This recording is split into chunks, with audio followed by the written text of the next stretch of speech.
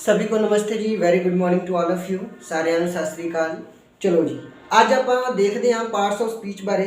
So in my last video we talked about the different things, the functional grammar. We talked about basically functional grammar, that what may be the use of a single word at different places in different sentences according to its meaning. ठीक है, भी एक शब्द के meaning के according हम लोग different places पर, किसी सेंटेंस में डिफरेंट प्लेसेस पर किसी शब्द को कैसे यूज़ कर सकते हैं, तो इसे ही हम लोग कह देते हैं फंक्शनल ग्रामर। लास्ट वीडियो में हमने इस बारे में बात की थी।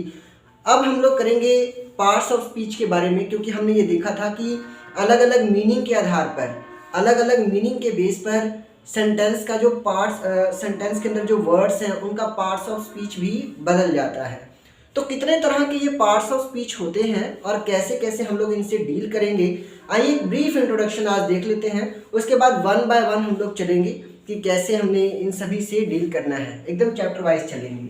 चलिए, so I have mentioned all 8 parts of speech of English language. 8 parts of speech of English language I have mentioned here on the board. Now see, the first one is verb. पहला है verb. The second one is noun. The third one is pronoun. The fourth one is adjective. Fifth one is preposition. Sixth one is conjunction. Conjunction, एक बार ध्यान देना, conjunction, ठीक है, n लिखा हुआ है तो इसको कोई साइलेंट ना समझे, conjunction है। 7 पे है एडवर्ब और लास्ट में है, लास्ट सबसे लास्ट है इंटरजेक्शन। मैं एक बात आप लोगों को बता दूं before going to start this all these points, कि ये जो इंटरजेक्शन है, ये जो लास्ट पॉइंट है इंटरजेक्शन, ये बहुत ज़्यादा इंपॉर्टेंट नहीं है आपके लिए, ठीक है। इससे रेयर ही कोई क्वेश्चन आपको आएगा, और अगर इससे कोई क्वेश्चन आया भी तो वो आप लोगों को नरेशन चैप्टर में आएगा। जो नरेशन यहाँ पर 8 पार्ट्स ऑफ स्पीच में नहीं है, वो कुछ डिफरेंट चैप्टर्स हैं, जैसे कि टेंस हो गए, नरेशन हो गए, एक्टिव पैसिव वॉइसेस हो गए, तो वो हम लोग अलग से करेंगे, ठीक है। यहाँ पर जो लास्ट पार्ट है उसे कहते हैं हम लोग इंटरजेक्शन। इससे क्वेश्चंस बहुत ही कम आते हैं, और किस चैप्टर में मिल सकते हैं, इस तरह के क्वेश्चंस आपको मिल सकते हैं नरेशन चैप्टर में। कैसे होंगे, आइए वन बाय वन थोड़ा थोड़ा देख लेते हैं, थोड़ी थोड़ी बात इन सबकी हम लोग कर लेते हैं। So first one is verb. पहला है वर्ब। वर्ब को हम लोग हिंदी में कहते हैं क्रिया। वर्ब को हम लोग हिंदी में कहते हैं क्रिया। पंजाबी च आपां कह देंगे इनू क्रिया, ठीक है। इत्थे हिंदी में, यहाँ हिंदी में मैंने लिखा है क्रिया, तो यानी कि किसी काम के करने या होने का। हम लोग पढ़ते हैं ना कारक, कारक किसे कहते हैं, सॉरी कारक तो नहीं है, लेकिन ये इसी तरह वर्ब क्रिया के बारे में बताता है कि क्रिया किसे कहते हैं। क्रिया वो शब्द है जिससे किसी काम के करने या होने का पता चले। ध्यान देना मैं क्या कह रहा हूँ, करने का, किसी काम को करने के बारे में पता चले या किसी काम के होने के बारे में पता चले। तो आइए देखते हैं। पहला मैंने मेंशन, ये मेनली यहाँ पर मैंने 2 तरीके का मेंशन किया हुआ है। पहला है हेल्पिंग वर्ब, जो कि हमें किसके बारे में बताता है, होने के बारे में, जैसे कि इज हो गया और वॉज हो गया, जैसे कि इज हो गया और वॉज हो गया। इज, एम, आर जो है ये प्रेजेंट में होने की बात करते हैं, किसी चीज़ के होने की बात करते हैं। फॉर एग्जाम्पल इफ आई से ही इज अ टीचर, वह एक अध्यापक है, तो यहाँ पर जो इज लगा हुआ है ये क्या मेंशन कर रहा है, ये किसी पर्सन के कुछ होने की बात कर रहा है, ठीक है। इसमें कोई एक्शन नहीं किया जा रहा, कोई इसमें मूवमेंट नहीं हो रही। नेक्स्ट देख लेते हैं, इसे कह देते हैं हम लोग हेल्पिंग वर्ब। इसे ही ऑक्सिलरी वर्ब भी कह देते हैं। हेल्पिंग वर्ब या ऑक्सिलरी वर्ब सेम बात है, कोई डिफरेंस नहीं है। आगे देख लेते हैं। नेक्स्ट होता है मेन वर्ब। फिर इसे इसकी नेक्स्ट कैटेगरी होती है मेन वर्ब। मेन वर्ब यानी कि एक्शन वर्ब। मेन वर्ब को ही हम लोग प्रिंसिपल वर्ब भी कहते हैं, ठीक है। मेन वर्ब को ही प्रिंसिपल वर्ब भी कहते हैं, और ये एक्शन के बारे में बताता है। जैसे आपने बचपन में छोटी छोटी क्लासों में जब आप बैठे होते थे तो टीचर्स आपको वर्क देते थे, हाँ जी पढ़ो, work, worked, worked, help, helped, helped, catch, caught, caught. 3 forms of verb आपको बचपन में पढ़ाया जाता था। डंडे मार मार के टीचर ने आप लोगों को पढ़ाया होगा, अगर आपने पढ़ने पर ध्यान नहीं दिया होगा तो अगर आपने अच्छे से पढ़ा होगा तो आपकी पिटाई नहीं हुई होगी, ठीक है। तो ये हमें बचपन से रटाया गया है, बचपन में हम लोगों ने इस चीज़ को जाना है। तो ये है क्या, मेन वर्ब है। और वैसे तो हमें 3 फॉर्म्स ऑफ वर्ब कराए जाते हैं, लेकिन एक्चुअल में ये कितने हैं, 5 हैं। एक्चुअल में कितने हैं, 5 हैं, यानी कि 5 हैं। कौन कौन से, वर्ब की फर्स्ट फॉर्म, वर्ब की सेकंड फॉर्म, वर्ब की थर्ड फॉर्म, वर्ब की fourth form, verbs 5th form. So verbs first form, verb second form, third form, fifth form, इस तरह हम लोग कह सकते हैं, ठीक है। इसको V1, V2, V3 ऐसे जो लोग बोलते हैं, देखो वो बोलना सही नहीं है, वर्ब फर्स्ट फॉर्म कहना सही है। Verbs first form, verb second form, verb third form, verb fourth form, ठीक है। वैसे अपनी ईज ऑफ अंडरस्टैंडिंग के लिए हम लोग जैसे चाहे इसको प्रोनाउंशिएट कर सकते हैं, अपनी अंडरस्टैंडिंग अच्छी होनी चाहिए, ठीक है। अच्छा, अब सवाल आपके मन में ये होगा कि सर क्या सिर्फ दो ही तरह के वर्ब हो सकते हैं, एक हेल्पिंग वर्ब और एक ये मेन वर्ब, ठीक है। नहीं, और भी कई तरीके के हो सकते हैं। मॉडल ऑक्सिलरी वर्ब भी होते हैं, ठीक है, मॉडल ऑक्सिलरी वर्ब भी होते हैं, और तो और ट्रांजिटिव और इंट्रांजिटिव वर्ब्स भी होते हैं, रेगुलर और इर्रेगुलर वर्ब भी होते हैं। इसके बाद अगर हम लोग और देखें वर्ब्स के और किस तरीके से हम लोग यूज कर सकते हैं, बिल्कुल वर्ब्स की और भी कई वैरायटीज हो सकती हैं जो किसी और फॉर्म में यानी कि किसी और पार्ट ऑफ स्पीच में यूज होती हैं। आप लोगों ने नाम सुना होगा पार्टिसिपल का, आप लोगों ने नाम सुना होगा जीरेंट का, आप लोगों ने नाम सुना होगा you must have listen the name of infinitive, you must have listen the name of gerund, you must have listen. आपको ये स्ट्रक्चर याद आ रहा है, मैंने फर्स्ट वीडियो में बताया था कि मैं इस स्ट्रक्चर को यूज करूंगा अपनी अपकमिंग वीडियोस में। So I am using here in this video that you must have listen the name of infinity, gerund and participle. तो ये तीनों है क्या, ये तीनों इनका बेस फॉर्म क्या है, वर्ब ही तो है, वर्ब से ही तो ये तीनों चीजें डेवलप हुई हैं। कैसे डेवलप हुई हैं, क्या इनका मीनिंग बनता है और इनको बनाने की ज़रूरत क्यों पड़ी, इसके बारे में हम लोग विस्तार से डिटेल में डिस्कशन करेंगे जब इसके चैप्टर पर आएंगे। तो फिलहाल हम लोग आगे बढ़ते हैं। Second one is noun. Noun को हम लोग कह देते हैं नेमिंग वर्ड्स। नेमिंग वर्ड्स यानी कि जो किसी के नेम को बताएं। तो देखो पहला जो फर्स्ट सेंटेंस मैंने लिखा है ये तो आप लोगों को क्लियर हो गया होगा, तो इसको मैं रब कर देता हूं ताकि हम लोग आगे अगर कुछ हमें लिखना पड़े तो हम लोग यहाँ पर मेंशन कर पाएं। हाँ जी, नेमिंग वर्ड कह देते हैं नाउन को। वैसे तो हम लोग नेमिंग वर्ड कहते हैं इसको, लेकिन देखो सिर्फ नेमिंग वर्ड कह देने से ही बात पूरी नहीं हो जाती है। एक बात और हमें जाननी है इसको और अच्छे से समझने के लिए कि दुनिया में जितने भी नाम हैं, दुनिया में जितने भी नाम हैं सब के सब नाउन है। क्योंकि नाउन जो है वो लैटिन भाषा का, लैटिन लैंग्वेज का एक वर्ड है जिसका मतलब होता है नेम, ठीक है। तो इसका मतलब नाम। दुनिया में जितने भी नाम हैं, चाहे किसी वस्तु का नाम हो, व्यक्ति का नाम हो, स्थान का नाम हो, चाहे किसी भावना आपकी इमोशंस का नाम हो। बचपन में हमें पढ़ाया जाता है ना, किसी वस्तु, व्यक्ति या स्थान के नाम को, पर्सन, प्लेस और थिंग के नेम को हम लोग नाम कहते हैं। क्यों जी? सिर्फ पर्सन, प्लेस और थिंग तक ही आप सीमित हो। अगर मैं कहूँ कि दुख, अगर मैं एक वर्ड कहूँ दुख, तो क्या ये दुख शब्द नाउन नहीं है? अगर मैं कहूँ हैप्पीनेस, तो क्या हैप्पीनेस नाउन नहीं है? हैप्पीनेस भी तो नाम है। अगर मैं कहूँ लाफ्टर, अगर मैं कहूँ लाफ्टर, तो क्या ये नाउन नहीं है? तो इस तरह की और कई चीज़ें हो सकती हैं, ठीक है, जो इस तरीके से यूज़ होती हैं। तो आप सिर्फ ये ना सोचें कि सिर्फ पर्सन, प्लेस और थिंग को ही हम लोग नाउन कह सकते हैं। इसके अलावा भी कुछ वैरायटीज़ होती हैं जिनकी चर्चा हम लोग खुले तौर पे करेंगे। एक बात याद रखनी है कि noun is singular by birth, singular by birth. Noun जो है वो जन्म से ही सिंगुलर है, यानी कि नाउन को हमें प्लूरल बनाना पड़ता है। जैसे मान लो पेन, एक नाउन है पेन, एक नाम है पेन।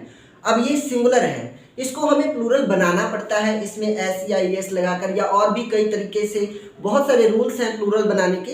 तो उन सभी प्लूरल्स के रूल्स को फॉलो करके ही, प्लूरल बनाने के रूल्स को फॉलो करके ही हम लोग इनको प्लूरल बना पाते हैं। अदरवाइज ये नाउन क्या है? सिंगुलर है। बचपन से ही ये नाउन सिंगुलर है, इसको प्लूरल बनाना पड़ता है according to need, according to requirement. आगे देख लेते हैं। Third one is pronoun. Third one है प्रोनाउन। देखो जैसे कि नाम, इसका नाम ही बता रहा है प्रो, और फिर लिखा है नाउन।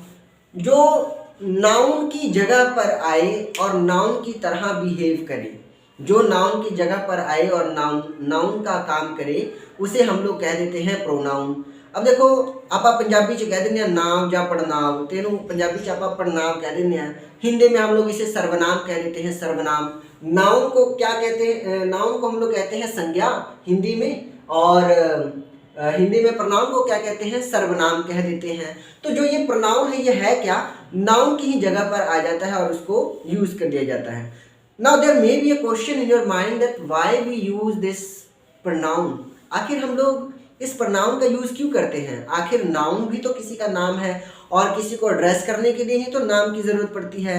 तो जब हम किसी चीज को उसके नाम से एड्रेस कर सकते हैं तो फिर हमें प्रनाउन की क्या जरूरत है?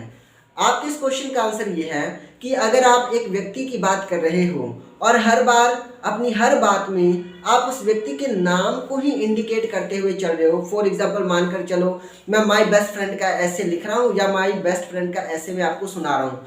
अगर मैं कहूँ राम मेरा पक्का मित्र है, राम रोज सुबह जल्दी उठता है, राम रोज सुबह कसरत करता है, राम रोज सुबह नहा धोकर पूजा पाठ करता है, अगर मैं इस तरह की बातें करूँ हर बात में मैं राम राम को बीच में लाऊं, ये थोड़ा मतलब ऑड लगता है। तो इसी चीज़ को रिमूव करने के लिए, नाउन की रिपीटिशन को रोकने के लिए, नाउन को रिपीट होने से रोकने के लिए ही प्रोनाउन चैप्टर को डेवलप किया गया। आगे देख लेते हैं। तो इसे हम लोग प्रोनाउन कहते हैं, use in place of noun. ठीक है, ये नाउन को रिप्लेस करके उसकी जगह पर आता है और फिर उसका काम कर देता है। और जो ये प्रोनाउन है, ध्यान देने वाली बात ये है कि जो ये प्रोनाउन है ये नाउन से भी ज़्यादा यूज होता है, क्योंकि नाउन तो पैसेज में एक बार आएगा, लेकिन प्रोनाउन जो है वो एक से ज़्यादा बार ये रिपीट हो सकता है। इसकी रिपीटेंस में कहीं कोई दिक्कत नहीं है। आगे देख लेते हैं। Fourth one is adjective. Adjective Hindi में हम लोगों ने पढ़ा होता है विशेषण, इंग्लिश में हम लोग कह देते हैं एडजेक्टिव। पर एक बात ध्यान देने वाली है कि हिंदी में जो विशेषण है ना, वो कहता है कि जो किसी संज्ञा या सर्वनाम की विशेषता प्रकट करे, उसके गुणों के बारे में बताए, उसे हम लोग विशेषण कहते हैं।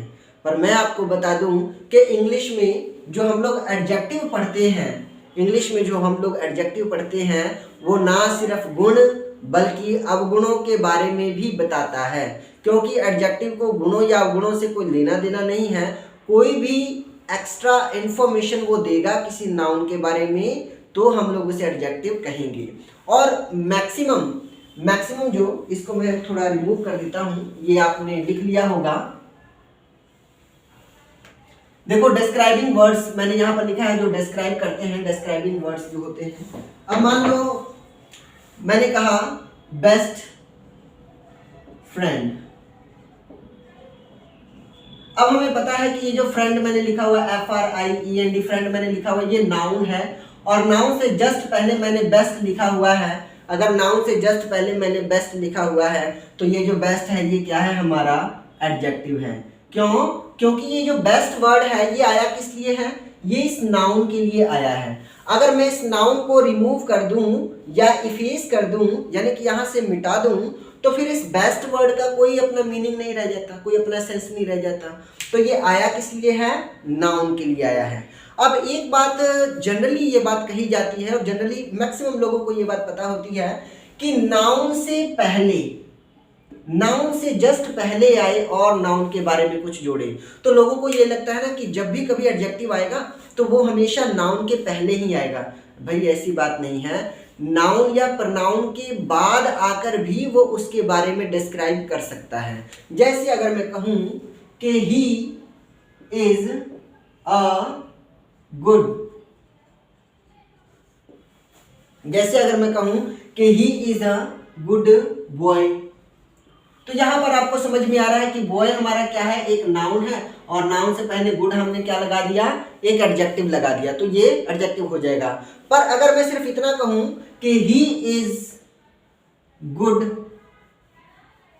अगर मैं कहूं ही इज गुड, वह अच्छा है, तो भी तो प्रॉपर सेंस बन रहा है, पूरा सेंस बन रहा है कि मैं इस ही की बात कर रहा हूं कि ये जो पर्सन है ना ही, ये एक अच्छा आदमी है, ही इज गुड। तो यहां पर भी तो ये गुड एडजेक्टिव ही है, यहां पर भी तो ये गुड एडजेक्टिव ही है और ये किसके बारे में आया है, ही के बारे में आया है। तो वो इस तरह से भी एडजेक्टिव हो सकता है। अब सवाल ये उठता है कि सर इस तरह का एडजेक्टिव किस नाम से हम लोग इसको इंडिकेट कर सकते हैं। Adjective of quality, variety of adjectives हम लोग करेंगे, उसमें एक आता है एडजेक्टिव ऑफ क्वालिटी। जब आप एडजेक्टिव ऑफ क्वालिटी की बात करते हो, so this is the only adjective which can be used after that noun और प्रनाउन, वो उस नाउन या प्रनाउन के बाद आ सकता है। बाकी सारे जो एडजेक्टिव्स हैं वो जनरली नाउन से बिफोर आकर नाउन के बारे में कुछ डिस्क्राइब करते हैं। ठीक है, चलो आओ देखते हैं आगे। अभी हमने एडजेक्टिव की बात कर ली, नेक्स्ट हमारा पॉइंट रह जाता है प्रीपोजिशन। देखो यहाँ लिखा हुआ है प्री, फिर लिखा हुआ है पोजीशन। पोजीशन का मतलब होता है जो किसी की स्थिति के बारे में बताए, किसी की कंडीशन के बारे में बताए, और किसी की कैसी कंडीशन, पहले की कंडीशन।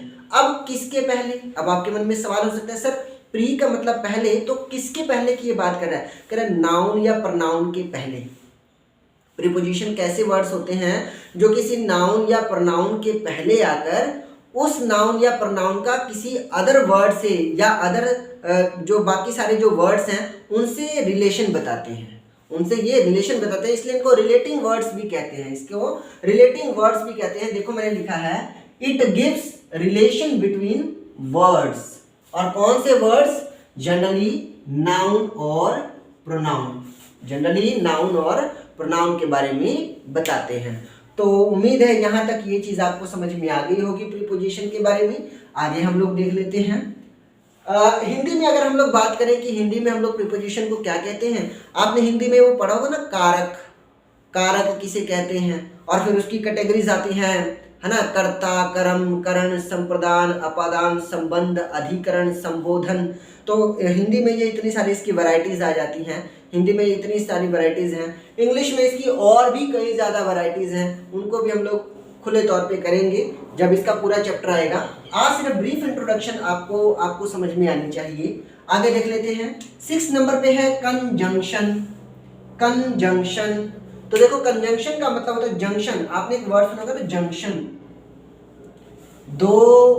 दो जगहों को जोड़ने के लिए एक जंक्शन बनाना पड़ता है। रेलवे का जो स्टेशन होता है वहां पर आपने देखा होगा, लिखा होता है ना बठिंडा जंक्शन, बठिंडा जंक्शन। तो जंक्शन में एक बिंदी पड़ी होती है ऊपर, वो बिंदी क्या होता है ना कि बारिश जब होती है ना बारिश, तो बारिश के होने से वो बिंदी जो है वो एकदम मिट जाती है या हल्की हल्की रह जाती है, तो उसको जनरली लोग काउंट नहीं करते, तो सीधा पढ़ लेते हैं अच्छा जंक्शन लिखा हुआ है, जंक्शन जंक्शन जंक्शन बोला जाता है, लेकिन वो गलत है।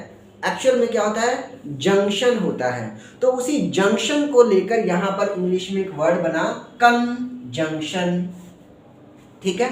तो ये किसको जोड़ता है, ये भी जोड़ने का काम करता है, कंजंक्शन भी जोड़ने का काम करता है। अब ये किसको जोड़ेगा, कह रहा है वर्ड्स को जोड़ेगा, वर्ड्स को भी जोड़ सकता है, क्लॉजेस को भी जोड़ सकता है। अब देखो आपको मैं पढ़ा चुका हूँ क्लॉज क्या होते हैं, तो यहाँ आपको पता होना चाहिए कि क्लॉज क्या होते हैं। अब मुझे बताने की जरूरत ना पड़े कि भाई उस ग्रुप ऑफ वर्ड्स को हम लोग क्लॉज कहते हैं जिसमें सब्जेक्ट और वर्ब का कॉम्बिनेशन होता है प्लस प्रॉपर सेंस होता है, उसे हम क्लॉज कहते हैं। अब ये मुझे बताने की जरूरत नहीं पड़नी चाहिए।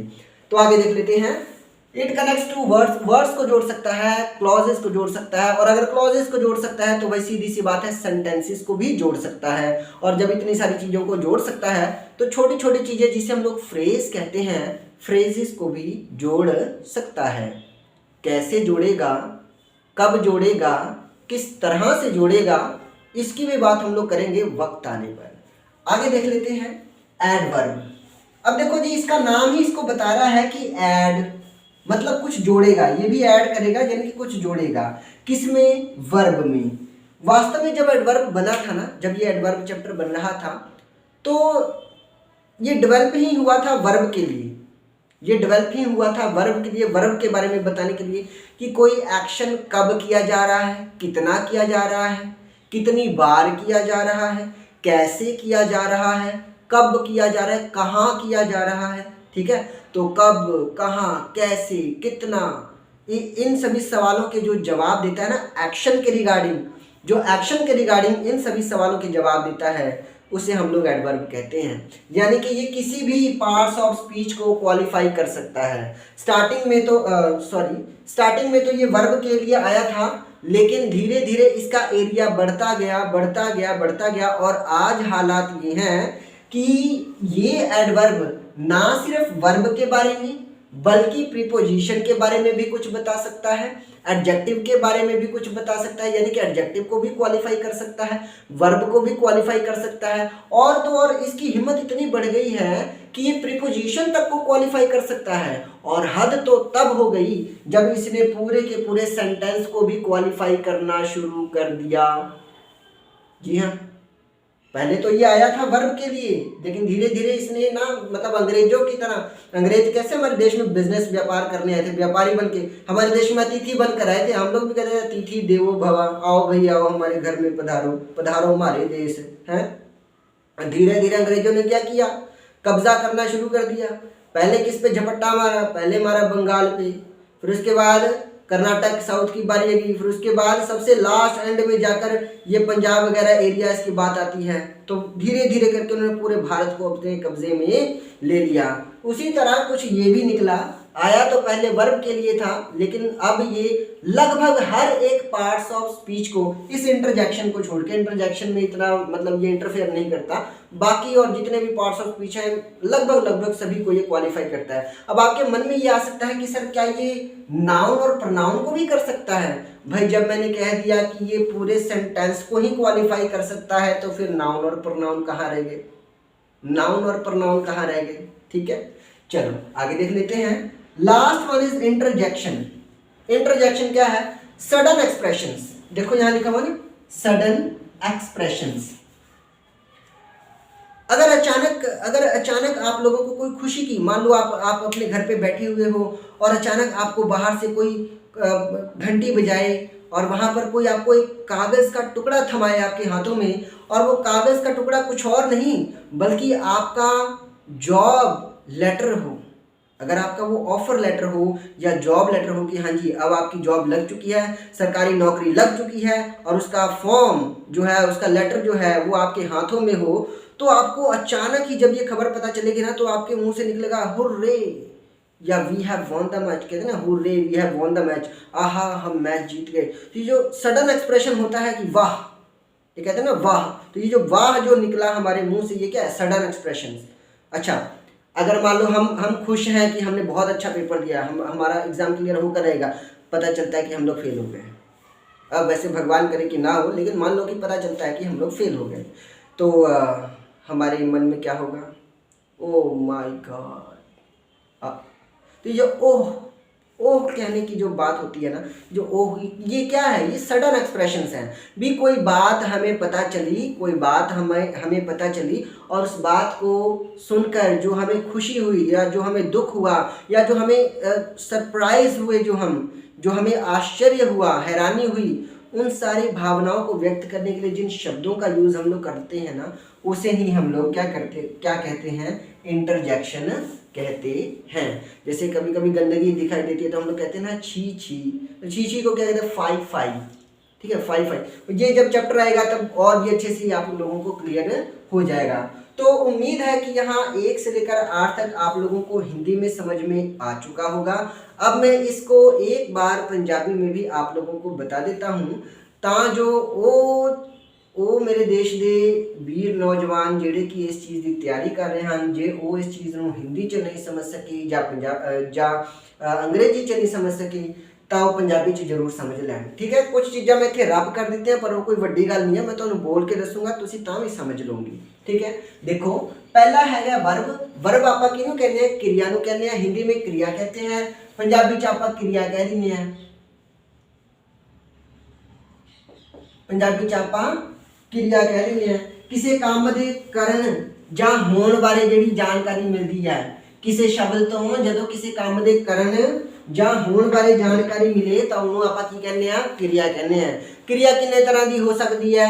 ਵੈਸੇ ਤਾਂ ਮੇਜਰਲੀ ਇੱਕ ਤਾਂ ਆਪਾਂ ਪੜ੍ਹਦੇ ਹਾਂ ਹੈਲਪਿੰਗ ਵਰਬ, ਜਿਹਦੇ ਵਿੱਚ ਇਜ਼, ਐਮ, ਆਰ, ਹੈ ਨਾ, ਇਜ਼, ਐਮ, ਆਰ, ਵਾਜ਼, ਵਰ, ਵੈਰਾਈਟੀ ਬਹੁਤ ਸਾਰੇ ਹੈਗੇ ਆ। ਠੀਕ ਹੈ, ਵਾਜ਼ ਵਰ ਵਗੈਰਾ ਯੂਜ਼ ਕਰ ਲੈਂਦੇ ਆ। ਇਹ ਸਾਰੇ ਹੈਗੇ ਆਪਣੇ ਹੈਲਪਿੰਗ ਵਰਬ। ਇਹ ਕੀ ਦੱਸਦੇ ਆ? ਇਹ ਕਿਸੇ ਕੰਮ ਦੇ ਹੋਣ ਬਾਰੇ ਦੱਸਦੇ ਆ। ਠੀਕ ਹੈ, ਤੇ ਹੁਣ ਦੇਖੋ ਇੱਕ ਹੁੰਦਾ ਮੇਨ ਵਰਬ, ਐਮ ਵੀ ਮੇਨ ਵਰਬ, ਇਹ ਕਿਸੇ ਕੰਮ ਦੇ ਕਰਨ ਬਾਰੇ ਦੱਸਦੇ ਆ, ਕਿਸੇ ਕੰਮ ਨੂੰ ਕਰਨ ਬਾਰੇ ਦੱਸਦੇ ਆ, ਯਾਨੀ ਕਿ ਮੇਨ ਵਰਬ। ਇਹ 5 ਤਰ੍ਹਾਂ ਦੇ ਹੋ ਸਕਦੇ ਆ। Verb first form, verb second form, verb third form, verb fourth form, verb fifth form. तो इस तरह आप समझ सकते 5 तरह के ये हो सकते हैं। आप बचपन के पढ़िया होने तुसी 3 फॉर्म्स ऑफ वर्ब, है ना, work worked worked, help helped helped, wash washed washed, run रैन रन, है ना, इस तरह की 3 फॉर्म्स ऑफ वर्ब तुसीं बचपन च पढ़ी होनी है। तो ये 3 फॉर्म्स ऑफ वर्ब एक्चुअल च 5 होंदियां ते इहनूं ही आपां मेन वर्ब कह दिंदे हैं। ठीक है, मेन वर्ब नूं ही आपां प्रिंसीपल वर्ब भी कह दिंदे हैं ते ये जिहड़ा हैल्पिंग वर्ब लिखिआ है हैल्पिंग वर्ब नूं ही आपां ऑक्सीलरी वर्ब भी कह दिंदे हैं। ये दोनों तो अलावा होर भी होंदे कई तरह के वर्ब, जिवें कि आपां कह दईए ट्रांजिटिव वर्ब जां आपां कह दईए इनट्रांजिटिव वर्ब, इनट्रांजिटिव वर्ब। ठीक है, ट्रांजिटिव वर्ब जां इनट्रांजिटिव वर्ब। होर भी कई तरीके के यूज़ हो सकते हैं वर्ब्स के। जिमें जिमें चैप्टर अगे बढ़ता जाऊगा तो इसकी जानकारी मिलती रहूगी। अगे आप देख लेंगे वर्ब तो बाद देखो आ जाता अपना नाउन। नाउन आप पंजाबी च कह देंगे नाम। मैं इत्थे लिख देना तां जो तुहानूं क्लीयर हो जाए। पंजाबी च तुसीं पढ़िया होना है नाव, नाव। इत्थे प्रनाउन भी लिखिआ, इहनूं कहंदे आपां पढ़नाव।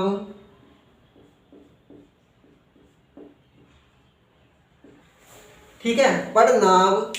नाउन नाम, दुनिया विच जिन्ने भी नाम हैगे ना उन्हां सारिਆਂ ਨੂੰ ਆਪਾਂ नाम कह ਦਿੰਦੇ हैं। हालांकि ਆਪਾਂ ਨੂੰ बचपन 'ਚ ਇਹ पढ़ाया गया भी किसी वस्तु व्यक्ति ਜਾਂ ਥਾਂ ਦੇ ਨਾਮ ਨੂੰ, ਹੈ ਨਾ, ਥਾਂ ਦੇ ਨਾਮ ਨੂੰ ਆਪਾਂ ਨਾਮ ਕਹਿੰਦੇ ਹਨ। पर वस्तु व्यक्ति ते थां नूं छड्ड के होर भी कई चीज़ां हुंदियां जिन्हां दे नां जिहड़े हैगे ना वो आपां नाउन दे अंदर रखदे हां। बस तुसीं एक गल चेते रखनी है भी दुनिया विच जिन्ने भी नाम हैगे आ वो सारे दे सारे की है नाम है, यानी कि वो सारे दे सारे नाउन चैप्टर दे रिगार्डिंग डील किए जाते हैं।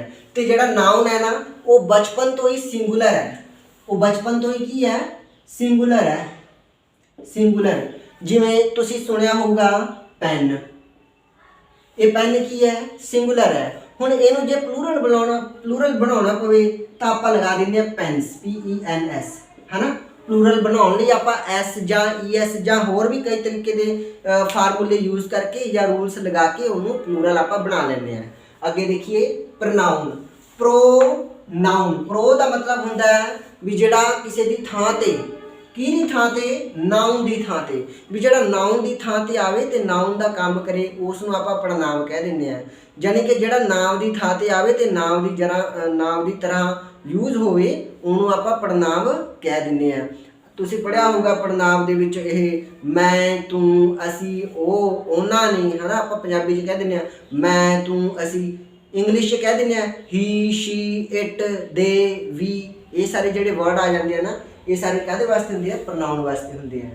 तो हुण प्रनाउन चैप्टर बनाया काहदे वास्ते गया सी, कहंदे आपां हर एक गल दे विच सिर्फ नाम नूं लैके नहीं चल सकते।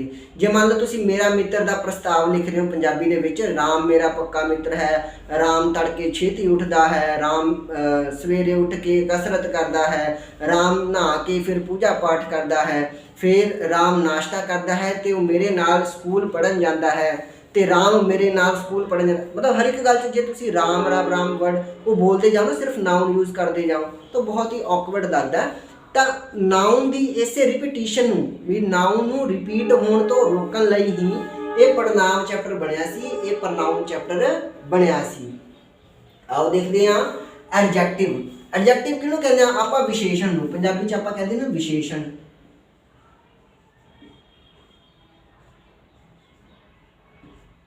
विशेषण। ठीक है, विशेषण की गल करता है। हुण जिहड़ा विशेषण की गल करदा है एडजैक्टिव, ये की है भी जिहड़ा नाउन तो पहला आवे। एक गल कही जाती है एडजैक्टिव बारे भी जिहड़ा वर्ड नाउन तो जस्ट पहला आवे ते नाउन दे बारे कुछ दसे, कुछ भी दसे, भावें चंगा दसे माड़ा दसे, कुछ भी दसे। ठीक है, कुछ भी दसे डिस्क्राइब करे उहनूं आपां एडजैक्टिव कह दिंदे आ, उहनूं आपां एडजैक्टिव कह दिंदे आ। फॉर एग्जाम्पल जे मैं कहां 4 पेन्स, 4 पेन्स, पेन्स लिखा हुआ सी मैं इत्थे 4 लिखता। हुण 4 की है, ये 4 काहदे वास्ते आया, पेन वास्ते आया। पेन की है नाउन है अपना, पेन की है नाउन है, तो नाउन तो पहला आया 4। नाउन 4 जिहड़ा 4 है ये पेन बारे दस रहा भी पेन जिहड़े है वो किन्ने है 4 है। तो 4 जिहड़ा इत्थे लिखिआ सी ये की हो गया एडजैक्टिव हो गया। नाउन तो पहला है तो नाउन के बारे कुछ दस रहा है तो ये 4 की हो जाऊगा एडजैक्टिव हो जाऊगा। एक गल होर, ये हर एक बारी नाउन तो पहला ही आवे ये कोई ज़रूरी नहीं, ये कोई ज़रूरी नहीं। वो नाउन या प्रनाउन तो कदे कदे ना बाद विच भी रह के ਨਾਉਨ ਜਾਂ ਪ੍ਰੋਨਾਉਨ ਬਾਰੇ ਕੁਛ ਨਾ ਕੁਛ ਡਿਸਕ੍ਰਾਈਬ ਕਰ ਦਿੰਦਾ ਹੈ। ਜਦੋਂ ਆਪਾਂ ਇਸ ਚੈਪਟਰ ਨੂੰ ਕਰਾਂਗੇ ਤਾਂ ਇਹ ਗੱਲ ਤੁਹਾਨੂੰ ਬਹੁਤ ਚੰਗੀ ਤਰ੍ਹਾਂ ਸਮਝ ਆਵੇਗੀ। ਵੈਸੇ ਮੈਂ ਇੱਕ ਐਗਜ਼ਾਮਪਲ ਤੁਹਾਨੂੰ ਦੇ ਦਿੰਦਾ ਤਾਂ ਜੋ ਤੁਸੀਂ ਇਸ ਚੀਜ਼ ਨੂੰ ਚੰਗੀ ਤਰ੍ਹਾਂ ਸਮਝ ਸਕੋ। ਜੇ ਮੈਂ ਕਹਾਂ she is pretty, ਪ੍ਰੀਟੀ ਦਾ ਮਤਲਬ ਹੁੰਦਾ ਹੈ ਸੋਹਣੀ, ਵੀ ਉਹ ਸੋਹਣੀ ਹੈ, ਉਹ ਸੋਹਣੀ ਹੈ। ਤਾਂ ਹੁਣ ਦੇਖੋ ਪ੍ਰੀਟੀ ਜਿਹੜਾ ਹੈ ਇਹ ਕੀ ਹੈ, ਇਹ ਐਡਜੈਕਟਿਵ ਹੈ, ਇਹ ਐਡਜੈਕਟਿਵ ਹੈ। ਕਿਉਂ? ਪ੍ਰੀਟੀ ਦਾ ਮਤਲਬ ਸੋਹਣੀ, ਕਿਹਦੇ ਸੋਹਣੇ ਹੋਣ ਦੀ ਗੱਲ ਕਰ ਰਿਹਾ ਹੈ? ਸ਼ੀ ਦੇ ਸੋਹਣੇ ਹੋਣ ਦੀ ਗੱਲ ਕਰ ਰਿਹਾ, ਜਾਣੀ ਕਿ ਇੱਕ ਪ੍ਰੋਨਾਉਨ ਦੇ ਇਹ ਸ਼ੀ ਕੀ ਹੈ, ਪ੍ਰੋਨਾਉਨ ਹੈ, ਕਿਸੇ ਪ੍ਰੋਨਾਉਨ ਦੇ ਸੋਹਣੇ ਹੋਣ ਦੀ ਗੱਲ ਕਰ ਰਿਹਾ ਹੈ। ਤੇ ਦੇਖ ਲਓ ਨਾਉਨ ਜਾਂ ਪ੍ਰੋਨਾਉਨ ਤੋਂ ਪਹਿਲਾਂ ਨਹੀਂ ਆਇਆ ਇਹ ਬਾਅਦ ਚੋਂ ਆਇਆ, ਪਰ ਫਿਰ ਵੀ ਨਾਉਨ ਜਾਂ ਪ੍ਰੋਨਾਉਨ ਬਾਰੇ ਹੀ ਤਾਂ ਜੋੜ ਰਿਹਾ, ਸਪੈਸ਼ਲੀ ਇਸ ਸੈਂਟੈਂਸ ਦੇ ਵਿੱਚ ਤਾਂ ਇਹ ਪ੍ਰੋਨਾਉਨ ਬਾਰੇ ਹੀ ਜੋੜ ਰਿਹਾ। ਤਾਂ ਇਹਨੂੰ ਆਪਾਂ ਕੀ ਕਵਾਂਗੇ, ਇਸ ਪ੍ਰੀਟੀ ਨੂੰ ਕੀ ਕਵਾਂਗੇ, ਐਡਜੈਕਟਿਵ। ਅੱਗੇ ਦੇਖ ਲੈਂਦੇ ਹਾਂ ਪ੍ਰੀਪੋਜੀਸ਼ਨ। ਜਿਹੜੇ ਨਾਉਨ ਜਾਂ ਪ੍ਰੋਨਾਉਨ ਤੋਂ ਲਿਖਿਆ ਮੈਂ ਇੱਥੇ, it gives relation between words. ਕਿਹੜੇ ਵਰਡਸ? ਵੀ ਫਰੇਜ਼ਿਸ, ਚਾਹੇ ਕੋਈ ਫਰੇਜ਼ ਹੈ ਜਾਂ ਫਿਰ ਕੋਈ ਨਾਉਨ ਜਾਂ ਪ੍ਰੋਨਾਉਨ ਹੈ, ਕੋਈ ਨਾਉਨ ਜਾਂ ਪ੍ਰੋਨਾਉਨ ਤੋਂ ਪਹਿਲਾਂ। ਪ੍ਰੀ ਦਾ ਮਤਲਬ ਹੁੰਦਾ ਪਹਿਲਾਂ, ਪੋਜੀਸ਼ਨ ਦਾ ਮਤਲਬ ਹੁੰਦਾ ਸਥਿਤੀ, ਵੀ ਕੋਈ ਹਾਲਾਤ ਜਿੱਥੇ ਉਹ ਚੀਜ਼ ਪਈ ਹੋਵੇ, ਉਹ ਥਾਂ ਜਾਂ ਉਹ ਕੰਡੀਸ਼ਨ ਜਿੱਥੇ ਉਹ ਚੀਜ਼ ਪਈ ਹੋਵੇ। ਤਾਂ ਕਿੱਥੇ ਪਈ ਹੋਵੇ? ਪ੍ਰੀ, ਪਹਿਲਾਂ ਪਈ ਹੋਵੇ। ਹੁਣ ਕੁਐਸਚਨ ਹੈ ਵੀ ਕਿਹਦੇ ਤੋਂ ਪਹਿਲਾਂ ਪਈ ਹੋਵੇ? ਤਾਂ ਨਾਉਨ ਜਾਂ ਪ੍ਰੋਨਾਉਨ ਤੋਂ ਪਹਿਲਾਂ ਪਈ ਹੋਵੇ, ਉਸ ਨੂੰ ਆਪਾਂ ਪ੍ਰੀਪੋਜੀਸ਼ਨ ਕਹਿ ਦਿੰਦੇ ਹਾਂ। ਠੀਕ ਹੈ, ਜਾਣੀ ਕਿ ਤੁਹਾਨੂੰ ਇੱਕ ਗੱਲ ਜ਼ਰੂਰ ਦੇਖਣ 'ਚ ਆਊਗੀ ਵੀ ਜਦੋਂ ਵੀ ਤੁਸੀਂ ਪ੍ਰੋਨਾਉਨ ਨੂੰ ਜਦੋਂ ਵੀ ਤੁਸੀਂ ਪ੍ਰੀਪੋਜੀਸ਼ਨ ਨੂੰ ਯੂਜ਼ ਕਰਦੇ ਹੋ ਤਾਂ ਇਹ ਕਿਸੇ ਨਾ ਕਿਸੇ ਨਾਉਨ ਜਾਂ ਪ੍ਰੋਨਾਉਨ ਤੋਂ ਪਹਿਲਾਂ ਆਉਂਦਾ ਹੈ। ਜਿਵੇਂ ਆਪਾਂ ਕਹੀਏ name of my school, name of my school. ਹੁਣ ਦੇਖੋ ਆਫ ਕੀ ਹੈ? ਪ੍ਰੀਪੋਜੀਸ਼ਨ ਹੈ, ਪ੍ਰੀਪੋਜੀਸ਼ਨ। ਹੁਣ ਆਫ ਦੇਖੋ ਪ੍ਰੀਪੋਜੀਸ਼ਨ ਹੈ ਤੇ ਕਿਹੜੇ ਨਾਉਨ ਤੋਂ ਪਹਿਲਾਂ ਆਇਆ? ਸਕੂਲ ਤੋਂ ਪਹਿਲਾਂ ਆਇਆ। ਕਿਸ ਤੋਂ ਪਹਿਲਾਂ ਆਇਆ? ਸਕੂਲ ਤੋਂ ਪਹਿਲਾਂ ਆਇਆ। ਤਾਂ ਬਸ ਇਹੀ ਗੱਲ ਮੈਂ ਕਹਿਣਾ ਚਾਹ ਰਿਹਾ ਸੀ ਵੀ ਆਫ ਜਿਹੜਾ ਹੈ ਨਾ, ਉਹ ਕਿਸੇ ਤੋਂ ਪਹਿਲਾਂ, ਮਤਲਬ ਕਿਸੇ ਨਾਉਨ ਜਾਂ ਪ੍ਰੋਨਾਉਨ ਤੋਂ ਪਹਿਲਾਂ ਆ ਕੇ ਕਿਸੇ ਦੂਸਰੇ ਨਾਉਨ ਜਾਂ ਪ੍ਰੋਨਾਉਨ ਦੇ ਨਾਲ ਉਹਦਾ ਰਿਲੇਸ਼ਨ ਦੱਸਦਾ ਹੈ। ਹੁਣ ਜਿਹੜਾ ਇਹ ਆਫ ਹੈ ਇਹ ਇਸ ਪੂਰੀ ਚੀਜ਼ ਦਾ ਰਿਲੇਸ਼ਨ ਦੱਸਦਾ ਹੈ, ਕਿਹਦੇ ਨਾਲ? ਇਸ ਵਰਡ ਨੇਮ ਦੇ ਨਾਲ, ਜਿਹੜਾ ਕਿ ਖੁਦ ਇੱਕ ਕੀ ਹੈ? ਨਾਉਨ ਹੈ, ਖੁਦ ਇੱਕ ਕੀ ਹੈ? ਨਾਉਨ ਹੈ। ਠੀਕ ਹੈ, ਅੱਗੇ ਆਪਾਂ ਦੇਖਦੇ ਹਾਂ ਕੰਜੰਕਸ਼ਨ। ਕੰਜੰਕਸ਼ਨ ਜਿਹੜੇ ਜੋੜਨ ਦਾ ਕੰਮ ਕਰਦੇ ਨਾ, ਕਨੈਕਟ ਕਰਨ ਦਾ, ਕਨੈਕਟਰਸ ਵੀ ਕਹਿੰਦੇ ਇਹਨਾਂ ਨੂੰ, ਵੀ ਇਹ ਕਨੈਕਟ ਕਰਨ ਦਾ ਕੰਮ ਆਉਂਦੇ ਆ। ਠੀਕ ਹੈ, ਬੈਂਕਿੰਗ ਦੇ ਐਗਜ਼ਾਮ ਦੇ ਵਿੱਚ ਕਨੈਕਟਰਸ ਬਹੁਤ ਹੀ ਜ਼ਿਆਦਾ ਯੂਜ਼ ਹੁੰਦੇ ਆ, ਤੇ ਕਨੈਕਟਰਸ ਚੰਗੀ ਤਰ੍ਹਾਂ ਜੇ ਤੁਸੀਂ ਸਮਝਣੇ ਆ ਤਾਂ ਇਹ ਚੈਪਟਰ ਜਿਹੜਾ ਕੰਜੰਕਸ਼ਨ ਵਾਲਾ, ਇਹ ਤੁਹਾਨੂੰ ਬਹੁਤ ਚੰਗੀ ਤਰ੍ਹਾਂ ਆਉਣਾ ਚਾਹੀਦਾ ਹੈ। ਜੇ ਤੁਸੀਂ ਇਸ ਚੀਜ਼ ਨੂੰ ਅੱਛੀ ਤਰ੍ਹਾਂ ਸਮਝ ਲਿਆ ਤਾਂ ਕਨੈਕਟਰਸ ਤੁਸੀਂ ਬਹੁਤ ਈਜ਼ੀਲੀ ਕਰ ਪਾਓਗੇ। ਕੰਜੰਕਸ਼ਨ ਕਿਹਨੂੰ ਕਹਿੰਦੇ ਆ? ਕਨੈਕਟਸ ਟੂ ਵਰਡਸ, ਕਲੌਜ਼ਸ ਤੇ ਫਰੇਜ਼ਿਸ। ਕਹਿੰਦਾ ਕੋਈ ਦੋ ਵਰਡਸ ਹੋ ਜਾਣ ਜਾਂ ਫਿਰ ਫਰੇਜ਼ਿਸ ਹੋ ਜਾਣ। ਹੁਣ ਵਰਡਸ ਕੀ ਹੁੰਦੇ ਆ, ਫਰੇਜ਼ਿਸ ਕੀ ਹੁੰਦੇ ਆ, ਕਲੌਜ਼ਸ ਕੀ ਹੁੰਦੇ ਆ, ਇਹ ਮੈਨੂੰ ਦੱਸਣ ਦੀ ਲੋੜ ਨਾ ਪਵੇ। ਮੈਂ ਆਪਣੀ ਪਹਿਲਾਂ ਵਾਲੀ ਵੀਡੀਓਜ਼ ਦੇ ਵਿੱਚ ਇਹ ਗੱਲ ਬਹੁਤ ਚੰਗੀ ਤਰ੍ਹਾਂ ਕਲੀਅਰ ਕੀਤੀ ਹੋਈ ਹੈ। ਜੇ ਤੁਸੀਂ ਉਹ ਵੀਡੀਓਜ਼ ਨਹੀਂ ਦੇਖੀਆਂ ਤਾਂ ਤੁਸੀਂ ਇੱਕ ਵਾਰੀ ਜ਼ਰੂਰ ਦੇਖ ਲਿਓ। ਅੱਗੇ ਦੇਖੀਏ ਆਪਾਂ ਟੂ ਵਰਡਸ, ਮਤਲਬ ਕਿਸੇ ਵੀ ਟੂ ਜਾਂ ਮੋਰ ਦੈਨ ਟੂ ਵੀ ਹੋ ਸਕਦੇ ਆ, ਵੀ ਵਰਡਸ ਨੂੰ, ਫਰੇਜ਼ਿਸ ਨੂੰ, ਕਲੌਜ਼ਸ ਨੂੰ, ਸੈਂਟੈਂਸਿਸ ਨੂੰ ਜਿਹੜਾ ਜੋੜਨ ਦਾ ਕੰਮ ਕਰਦੇ ਆ ਉਹਨਾਂ ਨੂੰ ਆਪਾਂ ਕੰਜੰਕਸ਼ਨ ਕਹਿ ਦਿੰਦੇ ਆ। ਫਿਰ ਦੇਖੋ ਜੀ ਐਡਵਰਬ। ਐਡਵਰਬ ਕਿਹੜੇ ਹੁੰਦੇ ਹਨ? ਐਡ ਮਤਲਬ ਜੋੜਨਾ ਤੇ ਵਰਬ ਮਤਲਬ ਕਿਰਿਆ ਬਾਰੇ, ਮਤਲਬ ਜਿਹੜਾ ਐਕਸ਼ਨ ਹੋ ਰਿਹਾ ਕਿਸੇ ਸੈਂਟੈਂਸ ਦੇ ਵਿੱਚ ਉਹ ਕਿਸ ਤਰ੍ਹਾਂ ਹੋ ਰਿਹਾ, ਉਹ ਕਦੋਂ ਹੋ ਰਿਹਾ, ਉਹ ਕਿੱਥੇ ਹੋ ਰਿਹਾ, ਉਹ ਕਿੰਨਾ ਜ਼ਿਆਦਾ ਹੋ ਰਿਹਾ, ਉਹ ਕਿੰਨੀ ਵਾਰ ਹੋ ਰਿਹਾ। ਇਹ ਸਾਰੇ ਸਵਾਲਾਂ ਦੇ ਜਵਾਬ ਜਿਹੜੇ ਵਰਡਸ ਤੋਂ ਸਾਨੂੰ ਮਿਲਦਾ ਹੈ ਨਾ, ਉਹ ਉਹਨਾਂ ਵਰਡਸ ਨੂੰ ਆਪਾਂ ਐਡਵਰਬ ਕਹਿ ਦਿੰਦੇ ਹਾਂ। ਪਹਿਲਾਂ ਜਿਹੜਾ ਇਹ ਐਡਵਰਬ ਚੈਪਟਰ ਬਣਿਆ ਸੀ ਇਹ ਸਪੈਸ਼ਲੀ ਵਰਬ ਬਾਰੇ ਹੀ ਬਣਿਆ ਸੀ, ਵੀ ਵਰਬ ਬਾਰੇ ਕੁਝ ਜੋੜਨਾ ਇਹਨੇ।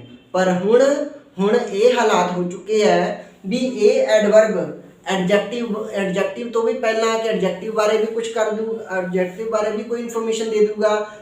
ਕਦੇ ਪ੍ਰੀਪੋਜੀਸ਼ਨ ਤੋਂ ਪਹਿਲਾਂ ਵੀ ਆ ਜਾਂਦਾ, ਕਦੇ ਇਹ ਆਪਾਂ ਕੀ ਕਹਿ ਸਕਦੇ ਹਾਂ, ਖੁਦ ਐਡਵਰਬ ਤੋਂ ਵੀ ਪਹਿਲਾਂ ਆ ਜਾਂਦਾ ਹੈ, ਤੇ ਹੁਣ ਤਾਂ ਪ੍ਰੀਪੋਜੀਸ਼ਨ ਤੋਂ ਵੀ ਪਹਿਲਾਂ ਇਹ ਆ ਜਾਂਦਾ ਕਦੇ ਤੇ ਪ੍ਰੀਪੋਜੀਸ਼ਨ ਤੋਂ ਪਹਿਲਾਂ ਆ ਕੇ ਵੀ ਇਹ ਸੈਂਟੈਂਸ ਦਾ ਮੀਨਿੰਗ ਕਲੀਅਰ ਕਰ ਦਿੰਦਾ। ਹੁਣ ਹਾਲਾਤ ਇਹ ਹੋ ਚੁੱਕੇ ਹੈ ਵੀ ਐਡਵਰਬ ਪੂਰੇ ਦੇ ਪੂਰੇ ਸੈਂਟੈਂਸ ਨੂੰ ਵੀ ਕੁਆਲੀਫਾਈ ਕਰ ਸਕਦਾ ਹੈ, ਜਾਣੀ ਕਿ ਪੂਰੇ ਦੇ ਪੂਰੇ ਸੈਂਟੈਂਸ ਤੋਂ ਪਹਿਲਾਂ ਵੀ ਆ ਕੇ ਪੂਰੇ ਸੈਂਟੈਂਸ ਨੂੰ ਕੁਆਲੀਫਾਈ ਕਰ ਸਕਦਾ ਹੈ। ਮਤਲਬ ਇਹਦੇ ਜਿਹੜੇ ਹਾਲਾਤ ਹੈ ਨਾ ਬਿਲਕੁਲ ਅੰਗਰੇਜ਼ਾਂ ਵਾਲੀ ਚਾਲ ਚੱਲਦਾ ਹੈ। ਜਿਵੇਂ ਅੰਗਰੇਜ਼ ਆਏ ਸੀ ਸ਼ੁਰੂ ਦੇ ਵਿੱਚ, ਪਹਿਲਾਂ ਤਾਂ ਉਹ ਆਪਣੇ ਆਪ ਨੂੰ ਭੋਲਾ ਭਾਲਾ ਦਿਖਾਉਂਦੇ ਸੀ ਵੀ ਹਾਂ ਅਸੀਂ ਤਾਂ ਜੀ ਤੁਹਾਡੇ ਦੇਸ਼ ਦੇ ਵਿੱਚ ਬਿਜ਼ਨਸ ਵਪਾਰ ਕਰਨਾ ਆ, ਅਸੀਂ ਤੁਹਾਡੇ ਗੈਸਟ ਬਣ ਕੇ ਹੈ ਇੱਥੇ ਅਤਿਥੀ ਬਣ ਕੇ ਅਤਿਥੀ ਦੀ ਤਰ੍ਹਾਂ ਰਹਿਣਾ ਆ। ਮੁੜ ਕੇ ਹੌਲੀ ਹੌਲੀ ਉਹਨਾਂ ਨੇ ਕੀ ਕੀਤਾ, ਦੇਸ਼ ਦੇ ਸਾਰੇ ਦੇਸ਼ ਉੱਤੇ ਕਬਜ਼ਾ ਕਰ ਲਿਆ। ਪਹਿਲਾਂ ਬੰਗਾਲ ਤੇ ਕਬਜ਼ਾ ਕੀਤਾ, ਫਿਰ ਸਾਊਥ 'ਚ ਕਬਜ਼ਾ ਕੀਤਾ, ਫਿਰ ਮੁੜ ਕੇ ਪੰਜਾਬ ਵਾਲੇ ਪਾਸੇ ਉਹਨਾਂ ਨੇ ਕਬਜ਼ਾ ਕਰਨਾ ਸ਼ੁਰੂ ਕਰਤਾ। ਹੌਲੀ ਹੌਲੀ ਸਾਰਾ ਦੇਸ਼ ਹੀ ਉਹਨਾਂ ਨੇ ਲੁੱਟ ਲਿਆ ਸੀ।